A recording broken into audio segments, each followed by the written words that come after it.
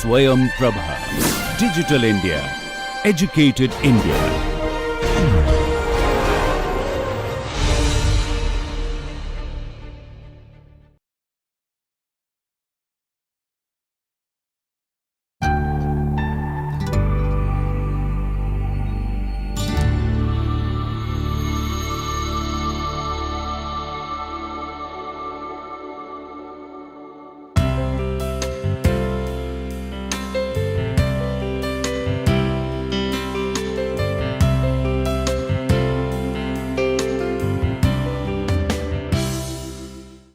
Hello student, I am Professor Smita Jha and I am here to discuss the topic today, that is adaptation, with the broad topic reading English novel and interdisciplinary approach.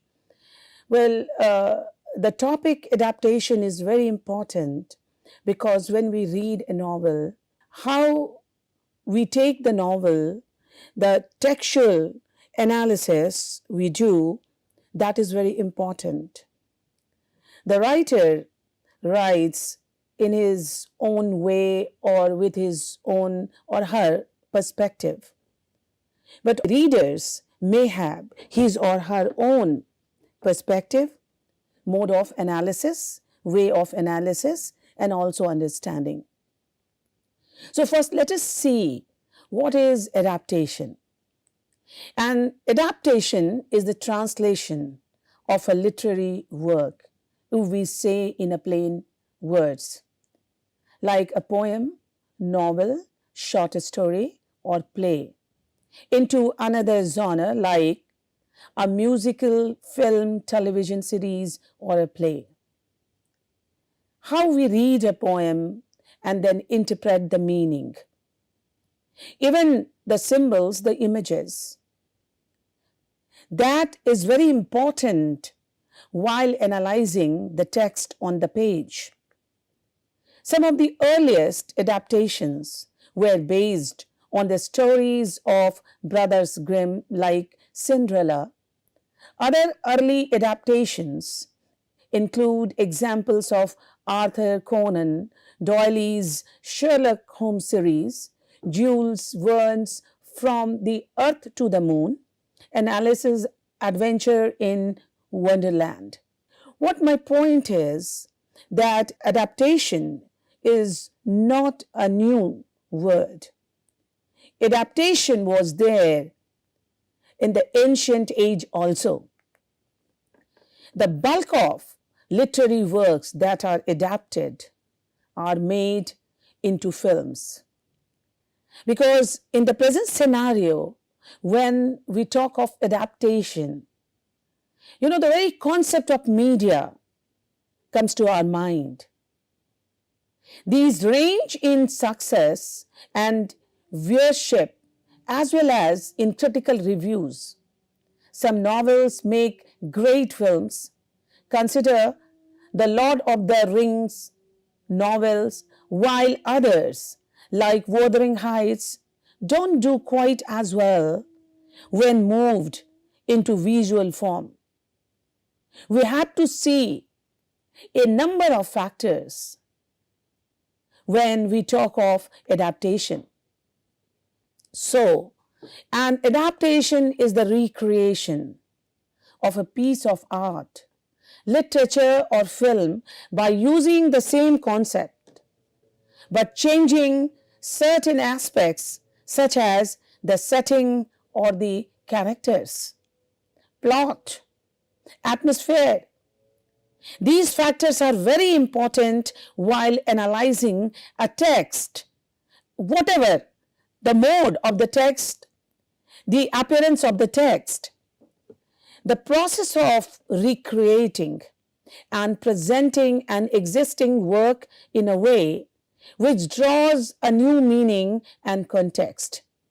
In short, I think an adaptation is any work that is based on or sourced from another work and has repurposed that said work in some form. One should be able to tell the source, but it should be a remix or a new rendition of it. An adaptation is new story or a retelling of an old story in a new media form that is based on an already existing work. Adaptations include intertextuality. Well, this is very important point. Intertextuality, especially in humanities or in any other discipline. Intertextuality from the previous work or the use of elements from the original work in the new work or work that retells the old story. Adaptations are used to creatively expand from the original idea in a new way. And the three criterion of being an adaptation that Linda Hutcheon mentioned are very, very interesting. We all know about Linda Hutcheon. She is the pioneer in the area of adaptation, especially the media study.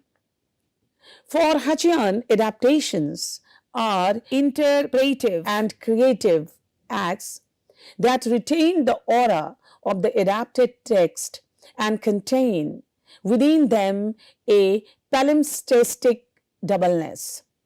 They are deliberate, announced, and extended revisitations of prior works, not replications or reproductions, but rather repetitions with variations. Embracing the post-structuralist redefinition of textuality that insists on the intimate interpretation of the adapted text and the adaptation, she refuses to prioritize an original and resist the hierarchizing of genre and media. In addition, the motives of adaptation are complex and the pleasures of its reception many. Hutcheon therefore insists upon considering adaptations as adaptations, an italicized phrase that frequently recurs, even though those unfamiliar with or unable to recognize the adapted text in the adaptation can still appreciate the adaptation as an autonomous work. Well, we may talk about another important theory in adaptation, studies in Andre Lefebvre's concept of rewriting. According to Lefebvre, a film adaptation is not a one-to-one translation of the source text, but rather a rewriting that involves the convergence of the adapters' readings and impressions before the source text, resulting in a new version of the story. And this is very important. See, more or less the same, but it is about rewriting. And she talks about Hutcheon retelling, that is repetition. This theory is particularly relevant when examining the adaptation of Shakespeare's plays into cinema, as it highlights the creative choices and interpretations made by filmmakers to reimagine and reinterpret Shakespearean text for a contemporary audience. Thomas Leech's critique of adaptation theory also sheds light on the fallacies that can mislead our understanding of the adaptation process. In A Theory of Adaptation, Linda Hutcheon possessed a theory of analyzing adaptations as adaptation that provides an answer to the question, how can adaptations be theorized without resorting to fidelity discourse? Because discussing fidelity when discussing adaptation is very, very important. And we should know how Linda Hutcheon defines fidelity in a discussion. Although many experienced scholars in the field of adaptation studies have moved beyond the temptations to simply discuss whether an adaptation is faithful to its source text, Hachion's book provides a reason to value adaptations as cultural artifacts. An easily digestible definition of adaptation that eliminates complexities from its purview and a holistic theory of analyzing adaptation. Well, storytelling allows for the sharing of ideas and the teaching of ideas across cultures. Common themes can be communicated to several audiences through cultural traditions that both show through theater, film, television, and tell through novels, books, radio, human values. And this is one of the important aspects while discussing adaptation. Many of these stories and lessons have been told and told again, yet they continue to find a place in our cultural landscape. This occurs through the unique process of adaptation. Adaptation is not a new practice.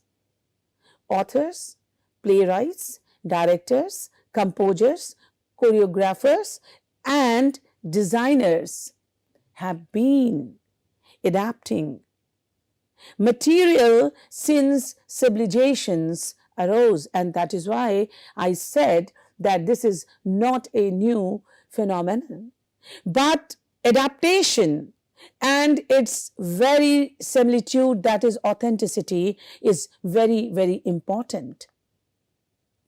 But this doesn't mean considering this practice in our own current culture would not reveal new information. Perhaps one of the biggest questions surrounding adaptations is how does an adaptation become topical in current circumstances? Are there things that are not adaptable? And who gets to decide? While the first definition refers to the world's history as a scientific term, the second reflects the beginning of its uses in reference to the humanities. It was not until 1860 that adaptation was used as we think of it today. An altered or amended version of a text, musical composition, and it like one adapted for filming, broadcasting, production on the stage from a novel or similar literary source. These definitions are not mutually exclusive. Adapters, whether filmmakers, theater directors, or authors, still alter a work for a particular end or purpose, usually to suit specified conditions, especially a new or changed environment. In 1957, George Bluestone, another pioneer in the area of adaptation theory, wrote an influential analysis of screenwriters' adaptation processes in novels into film. Since then, scholars have measured adaptations against their source text, often privileging original text or regarding adaptation as derivative. However, this attitude began to shift as the field emerged. In 1996, Brian McFarlane argued that loyalty to the source text takes away from other elements of the film's intertextuality. And here is the question of infidelity or fidelity. A film is never just based on one source text. Other circumstances such as popular culture and social climate affect the making of a film. And that is very true because I have seen the interview of various producer directors who were saying that there are need of changes in the movie taken from the text, source taken from the text. And they explained it, justified it as a need and the demand of the art. Need of the art, need of the art. So some changes required inevitably. Similarly, Deora Kamel and Emelda Welhan note that scholars in literary studies usually prefer the original text, and the original text bias skews analysis of adaptations. They argue that using the original text to evaluate adaptations in another form of media homogenizes the identities and desires of both film and fiction consumers who experience narrative pleasure differently. The adaptation of literary works into film has been almost completely neglected as a philosophical topic. Two questions should be analyzed about the phenomenon. First, what do we mean when we say that a film is faithful to its source? And that is why I use the word verisimilitude, because generally we use this word in the act of translation. Second, is being faithful to its source a merit in a film adaptation? In response to one, there could be two distinct senses of fidelity: story fidelity and thematic fidelity.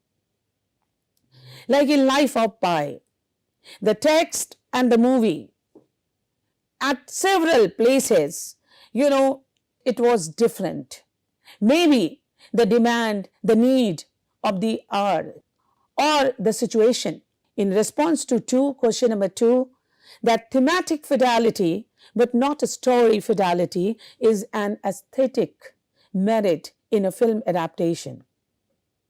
The key steps in this argument involve showing that merely preserving the story from one medium to another doesn't typically involve an aesthetically significant accomplishment, whereas preserving a theme across different media does. Relatively little has been written on the topic of adaptation in Anglophone aesthetics. This is surprising. After all, adaptation is a dominant cultural phenomenon. Most films are based on pre-existing sources, and one with a long and rich history. Short stories are adapted into plays, plays into films, films into operas, songs into poems, and on, backwards and forwards. More significantly, adaptation poses important and interesting philosophical problems that bear on and interact with some of the most discussed problems in philosophical aesthetics today. There is, however, a large and vibrant literature on the topic of adaptation outside the field of philosophy, with dozens of books, thousands of articles, and at least two academic journals dedicated to the field of adaptation studies, namely Adaptation, the Journal of Literature on Screen Studies, and Film Literature Quarterly. I myself floating a subject called Film and Literature. And basically this subject is based on the adaptation theory. Movie based on the novel. And these two journals are very, very important, useful while discussing adaptation theories. The issue of fidelity is a complex one, and it encourages filmmakers to see it as a desirable goal in the adaptation of literary work. Some writers have proposed strategies which seek to categorize adaptation so that fidelity to the original lose some of its privileged position. Geoffrey Wenger suggests three possible categories. First, and this is very important, we need to know, that is why I mentioned this. First, transposition, in which novel is given directly on the screen with a minimum of apparent interference. Second, commentary, where the original is taken and either purposely or inadvertently altered in some respect, when there has been a different intention on the part of the filmmaker rather than infidelity or outright violation. Third, analogy, which must represent a fairly considerable departure for the sake of making another work of art. Dudley and Reeves, well, another important name if we discuss adaptation theories.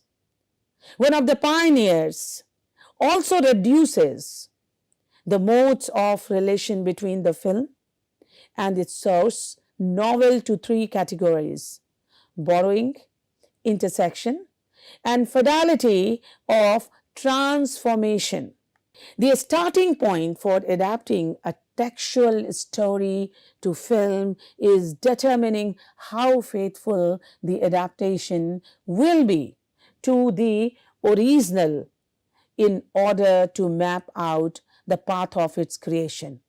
Well, fidelity criticism provides a glimpse of the differences and equivalences present in the adaptation. But it is difficult to fall in line with fidelity criticism's emphasis that a film adaptation must participate within a completely faithful depiction of an original work. The spirit and aura of the original work must be preserved, but the study of such adaptation should not rely on recounting the differences without notating the intertextuality between the works. And here I wrap up my discussion on adaptation, where I would advise the student that you must read these theorists I have mentioned in my lecture. And I'm sure that you will get some of the ideas of adaptation or film and literature adapted version. Thank you very much. We are meeting in the next lecture.